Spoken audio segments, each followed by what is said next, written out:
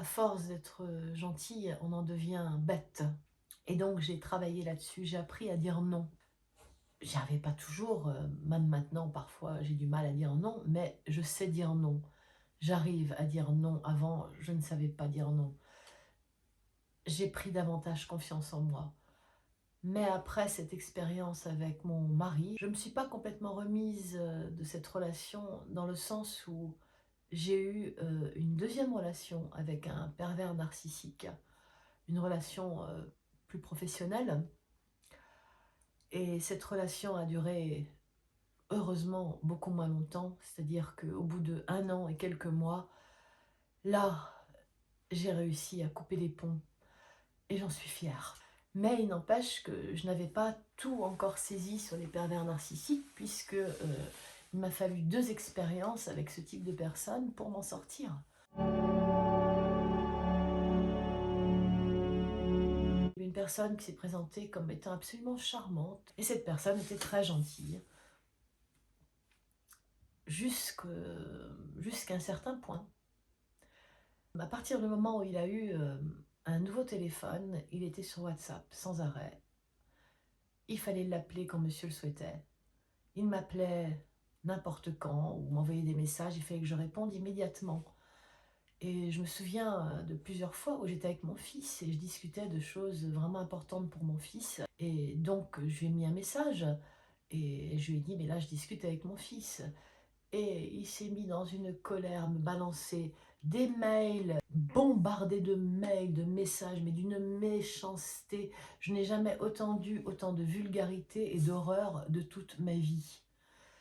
Il m'a appelé au téléphone, c'était un enfer, mais un enfer, une horreur. Et ce comportement était récurrent, il y avait des passages où monsieur se mettait extrêmement en colère. Elle m'accusait de tous les noms et de tout ce qu'il était lui finalement.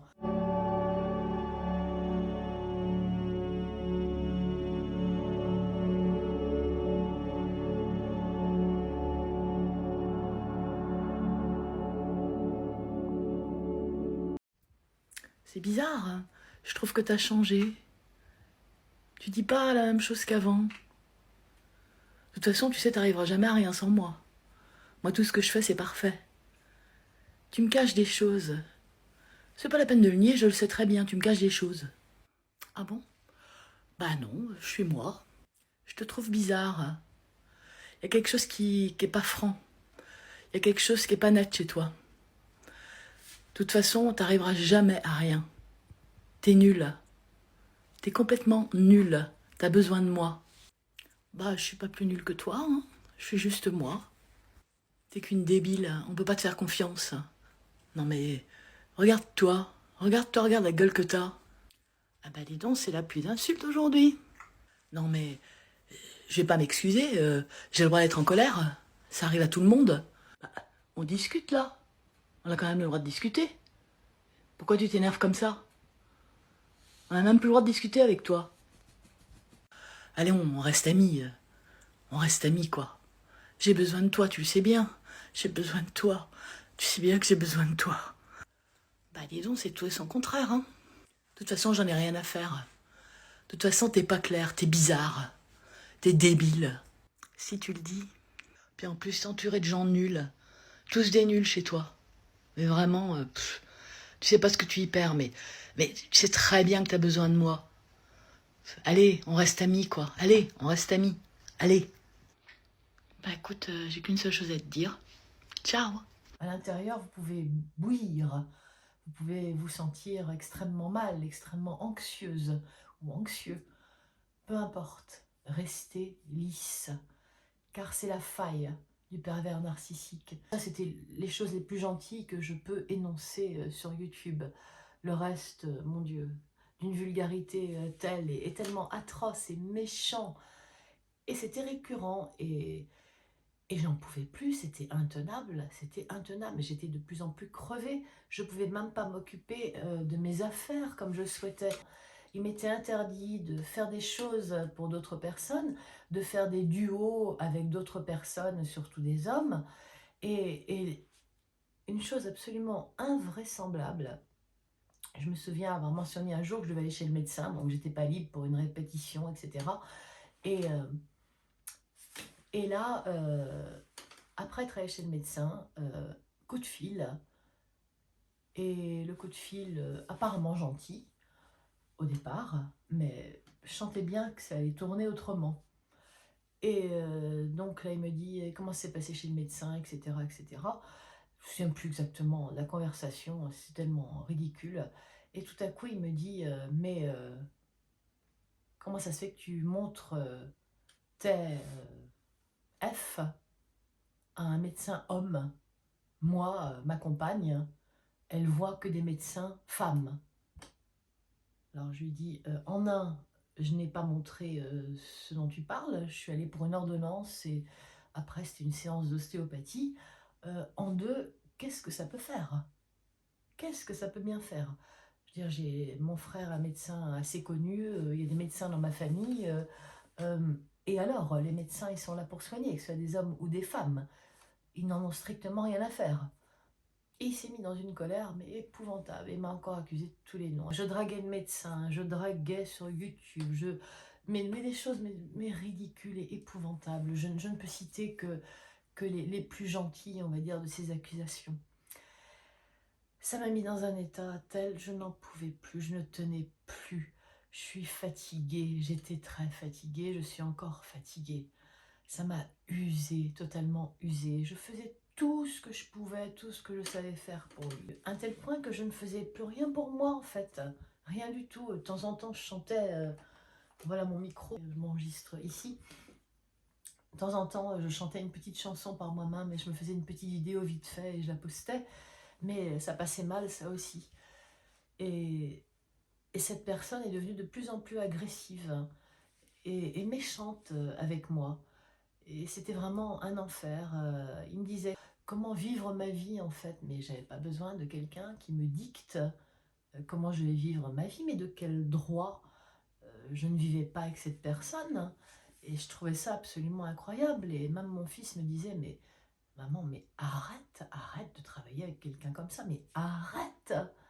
Tu vois bien que cette personne te fait du mal. Tu vois bien que c'est quelqu'un de méchant.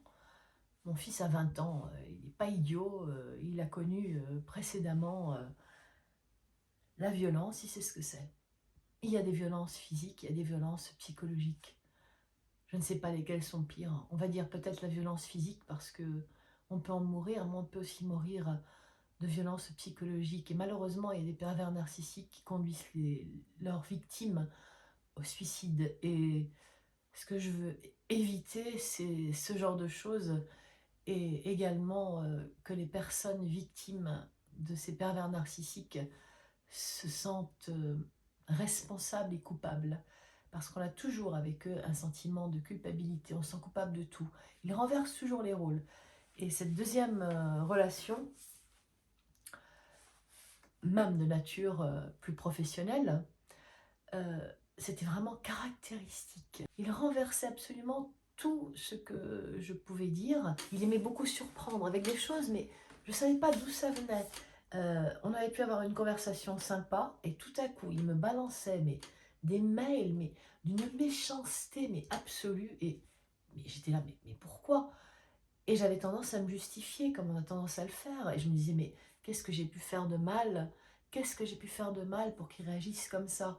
Ma mère m'envoyait parfois des messages sur WhatsApp ou des amis. Je n'osais même plus répondre parce que dès que j'étais sur WhatsApp, il me sautait dessus sur WhatsApp pour voir ce que je faisais. Et donc, au bout de, comment dire, de scènes à répétition, de tous les 3 mois, c'est passé à tous les mois d'engueulades, d'insultes, de vulgarité, d'horreur, mais un comportement absolument odieux. Je lui ai dit j'arrête, c'est fini. C'est fini. Tu n'es qu'un pervers narcissique. Je ne veux plus rien avoir à faire avec toi. Rien. Je me souviens qu'il m'a écrit en me disant je suis sûre que tu ne vas pas le regretter. Ah, je trouvais ça extraordinaire. Et il se disait parfait. Et c'était très sérieux.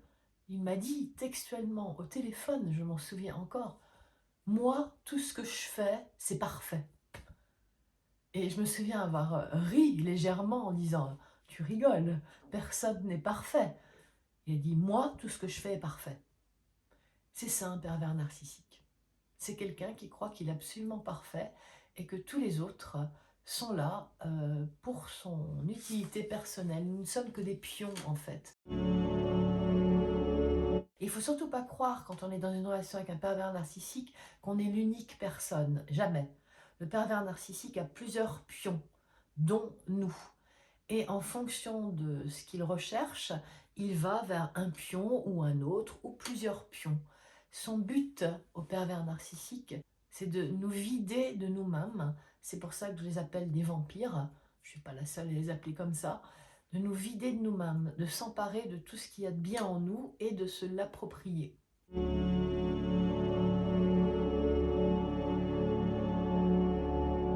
y a une chose de bien qu'il faut se dire quand on est victime d'une telle personne, c'est que ces gens s'attaquent en général à des gens empathiques, gentils et qui ont des qualités. Et que donc le pervers narcissique ne va s'attaquer qu'à des gens qui ont des qualités, puisque ce qu'il veut, c'est vous pomper vos qualités, se servir de vous, se les approprier par n'importe quel moyen possible. Le mensonge, l'hypocrisie, la colère, la manipulation, tout y passera, absolument tout.